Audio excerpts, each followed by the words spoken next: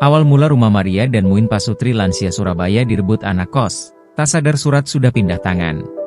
Maria Lucia Setiawati dan Muin, pemilik kosan di Tenggilis selama 3B nomor 56 dan Tenggilis Permai 4B Kota Surabaya, Jawa Timur menjadi korban penipuan. Dua aset milik lansia itu lenyap diduga diambil alih anak kosnya, Tri Ratna Dewi yang tercatat warga Pare Kediri tanpa ada transaksi jual-beli. Dugaan penipuan tersebut berawal saat Tri Ratna Dewi menyewa 2 kamar kos milik Maria pada tahun 2017 yang ada di Tenggilis Permai 4B untuk bisnis laundry.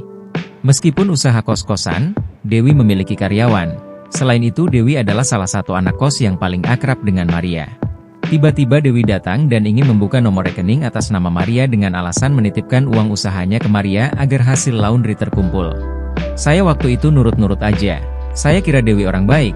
Data diri saya berikan ke dia. Orang ban itu sampai ke rumah saya buat bukakan rekening, ujar dia.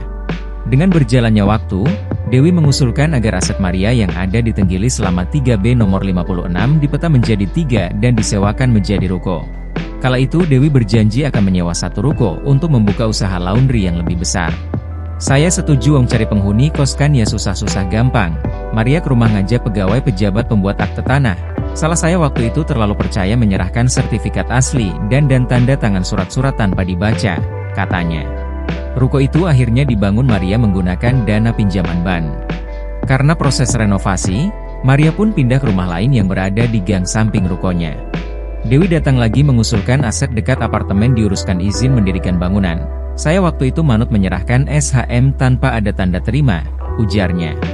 Ditinggal pindah, laundry milik Dewi sering tidak buka. Selain itu Dewi sering tidak ada di rumah dan sulit dihubungi. Tiba-tiba tahun 2021 petugas PPAT yang awalnya janji ngurus pecah sertifikat datang ke saya. Petugas itu bilang 3 ruko yang sudah terbangun 2 sudah menjadi miliknya dan 1 punya Dewi. Ternyata surat-surat yang waktu saya tanda tangani dulu menyatakan kalau saya hibah ke tanah kepada Dewi, ungkap dia.